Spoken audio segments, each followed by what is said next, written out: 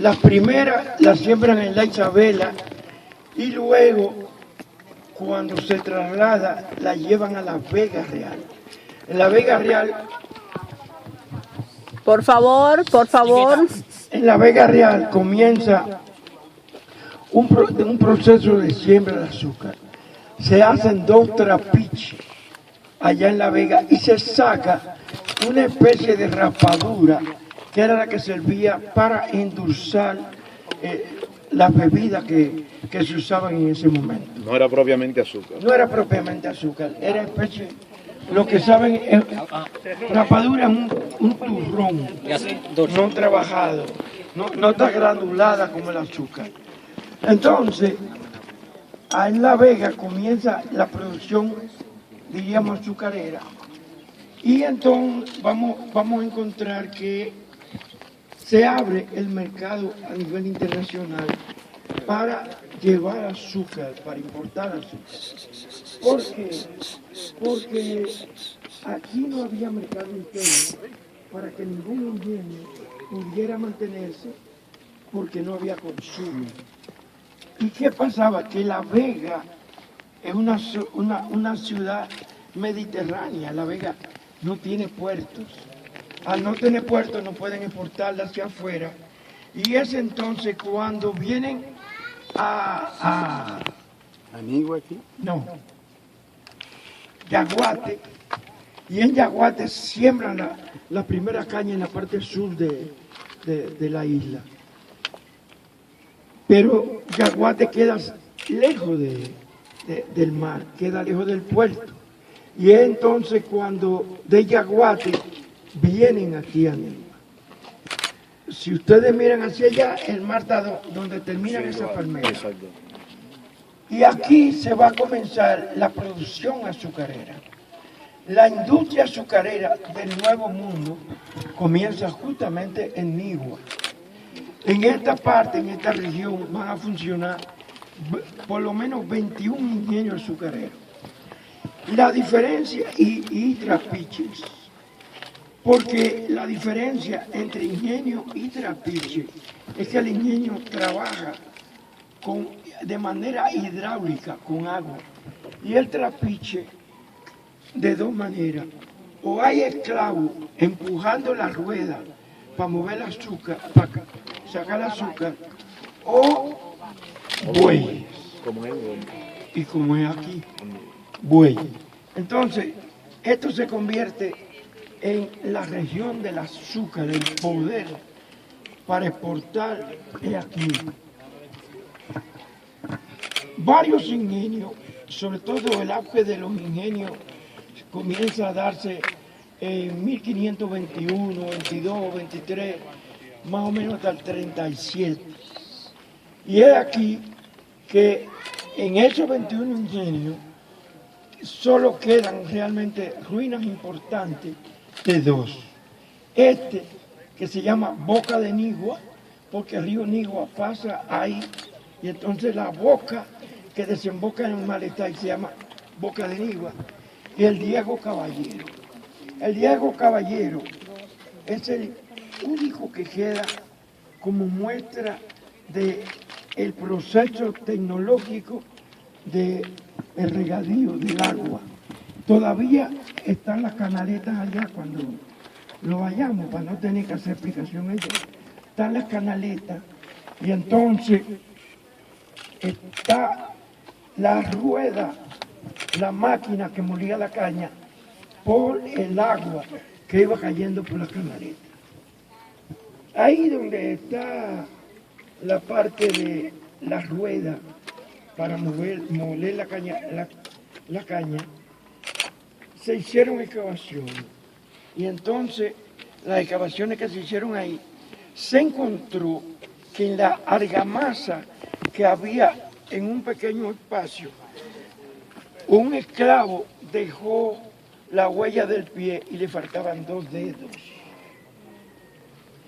Porque cuando los esclavos huían y los agarraban, le cortaban un dedo, le cortaban 2. Entonces, ese había hecho 2 intentos y tiene 2 dedos mutilados. como ocurrió en la ruina de San Francisco, que se encontró un esclavo con grillete. El señor cardenal, a nombre de la Iglesia Católica, allá hizo que le echaran cemento al esclavo con los grilletes para que desapareciera toda evidencia.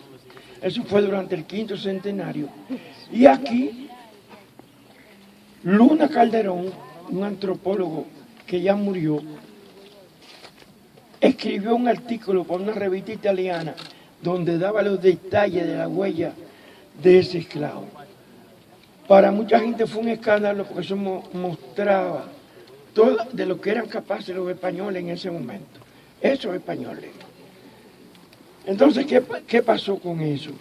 Que el cardenal llamó a Luna Calderón, le trayó los libros encima del escritorio y usted es impublicable todo lo que le dijo.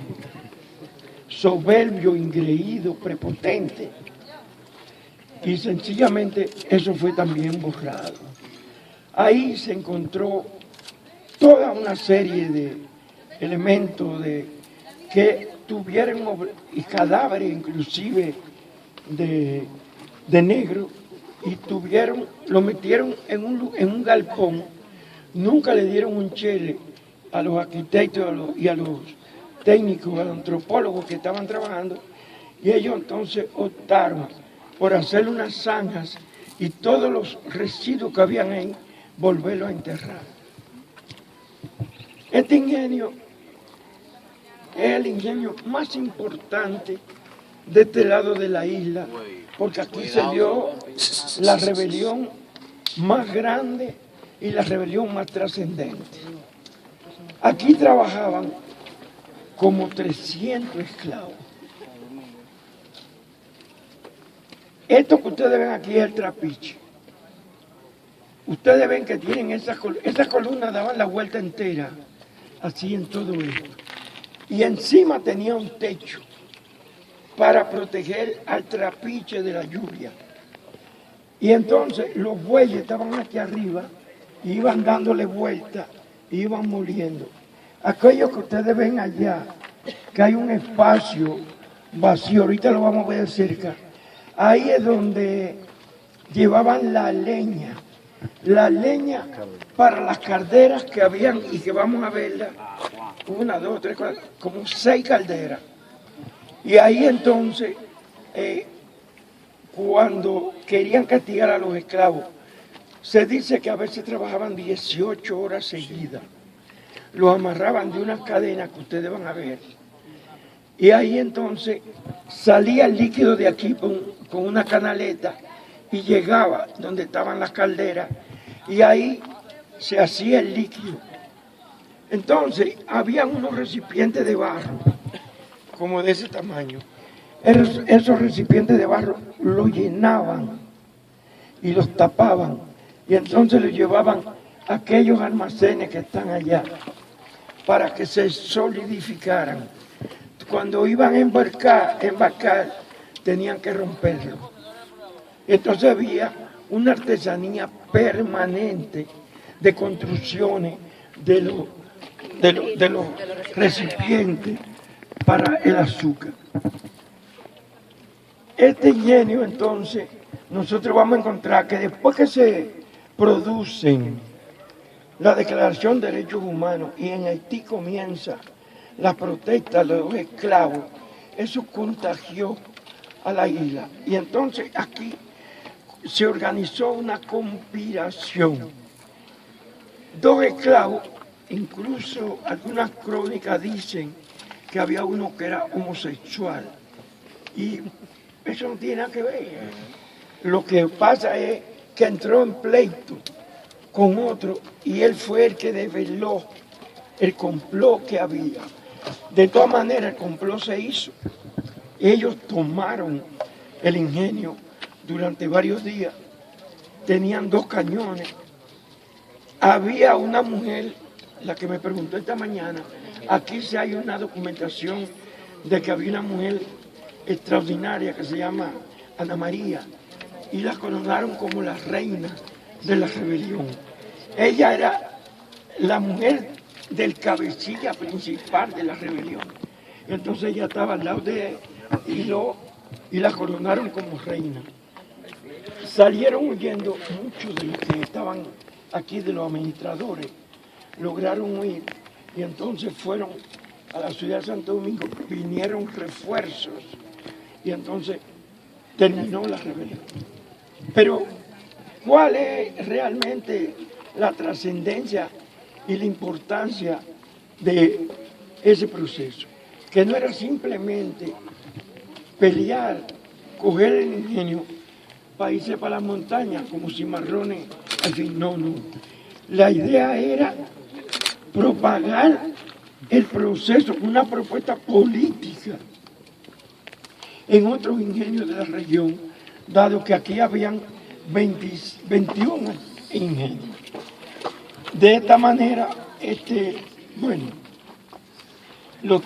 mataron muchísimos de los esclavos.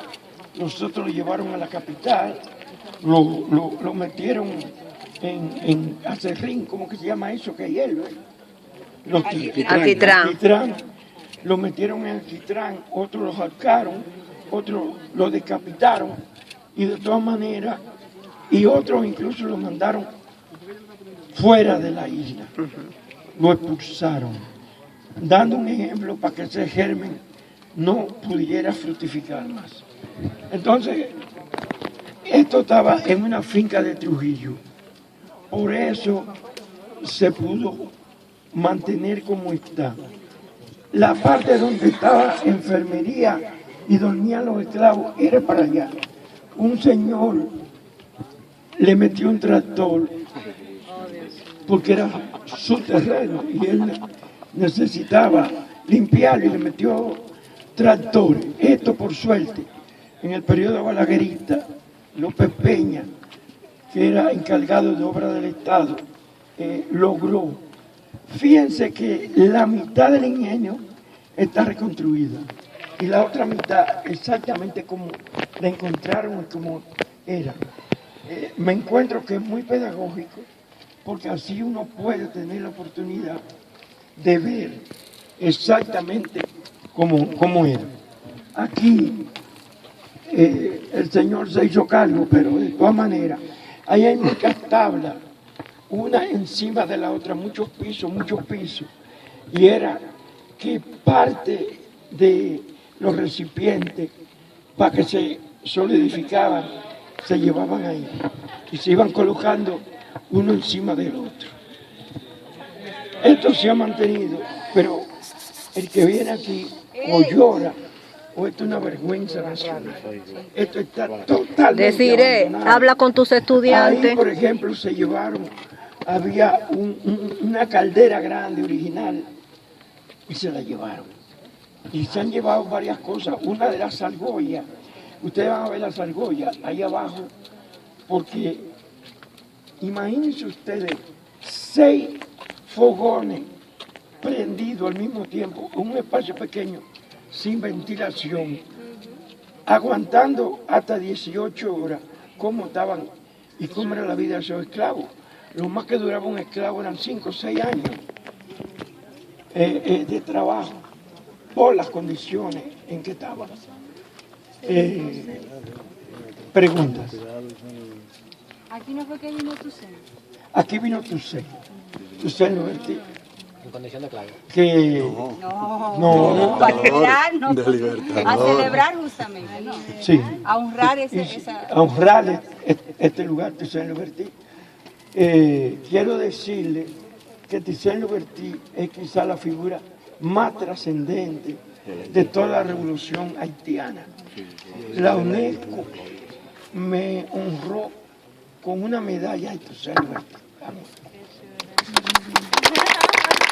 Dale agua al agua. ¿Se sabe más o menos cuántos años, qué tiempo duró este trapiche funcionando en ese entonces? Todo el periodo de bonanza, porque este era uno de los ingenios más grandes, aquí habían 300 esclavos. Toda la bonanza tal 1530 y tanto, por ahí, cuando comienza la decadencia 1530. del azúcar. Eso es 1530.